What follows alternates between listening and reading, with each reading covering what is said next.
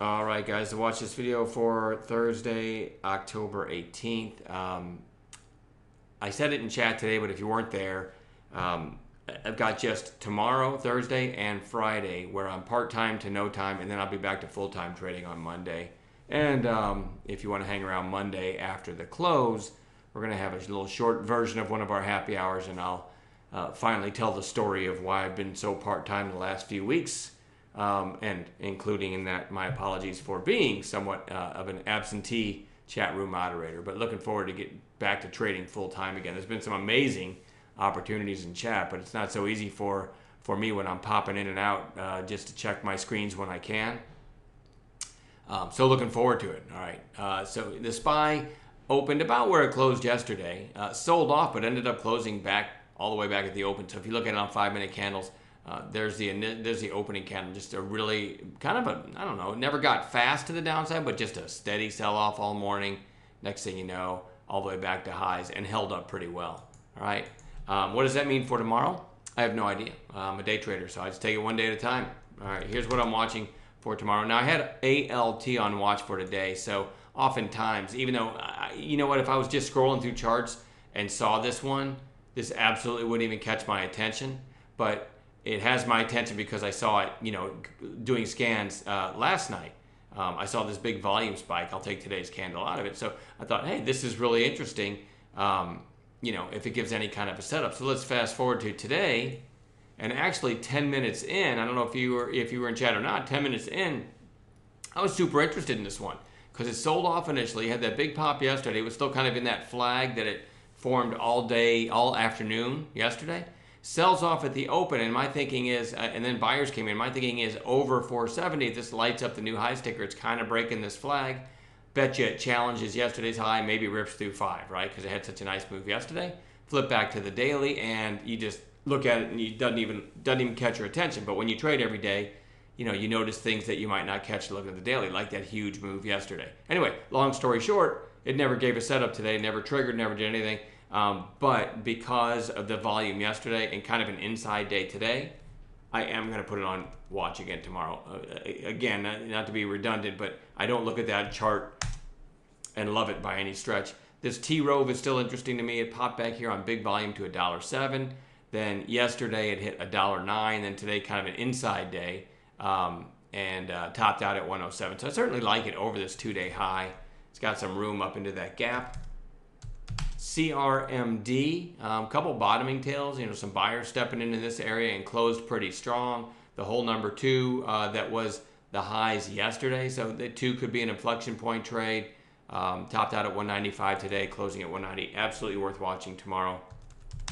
JMU, nice strong base here that is popping out of on fairly strong volume for this stock. Now I would note that this big spike here compared to the whole week before, still only barely over 1 million shares. So this is a thin stock, but I do like the fact that it's got nice support below and actually closed pretty strong. You can see it tried to pop out of this base here, ended up closing at the lows, kind of the same thing here. This time it closed closer to the high, so certainly worth watching for a follow-through day tomorrow. HSGX, huge move back here, all the way around trip, but then decent volume yesterday that topped out at basically 74 cents. Then today took that out by a penny and closed pretty strong on strong volume. Kind of like this over the 2-day high. Not in love with it, but I like it.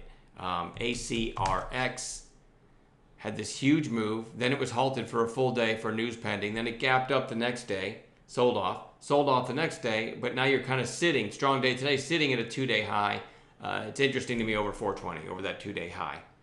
YECO, this is what you call a stupid move, but you don't want to be on the wrong side of a stupid move, right? Some people were probably shorting this at 3 and 4 and 5 and 6, and as often happens when you have a stock that's, that shorts keep piling in and keep failing on an intraday basis, and you get some stupid move like this, as often happens, they continue. You get more short covering if they close fairly strong. This one is, I guess you could argue fairly strong, closing over 10 when it opened under 2, but it still closed well off its size. Anyway, and after hours, it went up over 17. You see that a lot. That doesn't mean you should put some money to work whenever you see a stock like this getting ready to close at the closing bell, because sometimes they announce an offering right at the closing bell and it comes all the way back down. So you want to be careful making that a strategy. but that does happen a lot, and it did happen today. Where do I like it tomorrow? I have no idea. It's 36 million shares today. Probably going to gap up tomorrow above that 1020 at least, but I don't know. I doubt that I'll trade it, but you never know. Might give a really nice setup, right? Having said that, it's what we call stupid extended. QTT, again, this is kind of, I said this was kind of interesting over this base here, and it tried to kind of get going today, but ended up closing about where it opened. I don't love this. I don't love it, but it does have some room to run, maybe if it takes out today's high. One of the least favorite of mine as far as this watch list, but I was watching it yesterday, so I'm going to watch it again today. SLS, I gave a really nice idea in this one when it looked like this. I talked about buying it in between the blue and red line somewhere. I had well, never mind. I didn't actually click it. I was going to bid somewhere around here. It doesn't matter because it didn't get there. I never actually placed my order, but it didn't matter. And it had to have a huge move from there. So I know some people in chat bought that pullback in that area I talked about. I didn't get it, but had a really nice run and actually closed fairly strong. So I do think, let me zoom in a little bit here. I'm on the monthly. I didn't mean to do that. There's the daily. So I do think, let's see, back here it spiked to 204. Today it actually hit 230. You could argue that you had, let me take today's candle out of it. So you had this pop back here, and I believe this was on our overnight list last night. And it's sideways move and then right back up near those highs. So it's kind of a breakout over this $1.72 area today, which it ripped through. So you could almost call this day one of a breakout of this 1 month sideways action after that big pop. That's a mouthful, but and it closed sort of in the middle of its range, but really big volume today. Maybe a red to green or something like that tomorrow could give a good trade. So it goes on a chart. CDTI, I mentioned this flag. I was able to pop back in the afternoon.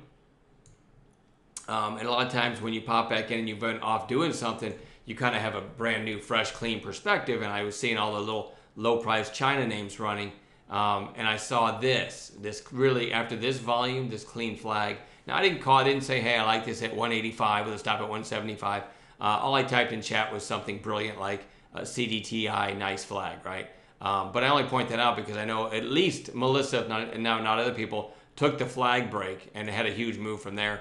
I didn't take it myself, but Melissa thanked me several times. So it's nice to know that sometimes you come back from, come back to visit your screens and put out a post that somebody makes money off of. So that was a really nice flag. Anyway, long story short, really nice volume today for this stock. Topped out at 244. Back here you had a high of 280. So I kind of view this as potential stat catalyst. If it gets over today's high, it might make a run at and maybe through this high. So it's a decent looking chart. We'll see what happens. We'll see if it gives a setup tomorrow. And then lastly, CCCL, another one of those stupid strong moves, but closed well below even the halfway mark of that run. It almost looks like an errant tick, like that didn't happen. But when you look at 5-minute candles, you see, oh, that actually did happen. And it closed kind of weak, but good volume for this stock, so I'm going to put it on watch tomorrow. Now, that's plenty to watch, and we're going to add some gappers in the morning. Again, I can probably only trade the morning. Not sure I can trade it all Friday. I will still spend Thursday night if I can, and more than likely will, even when I can't trade. I usually try to put together a watch list for you guys.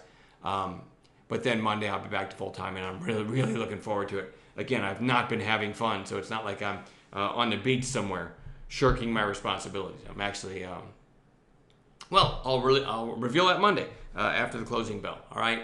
Have a great night. If you're not a member of our chat room, check the link down below because we've made it where you can get involved in what I think is one of the most educational, comprehensive chat rooms on the planet, and have been doing this since 2004. You can now get involved for $79. So check that link below. I'm done babbling. See you guys tomorrow.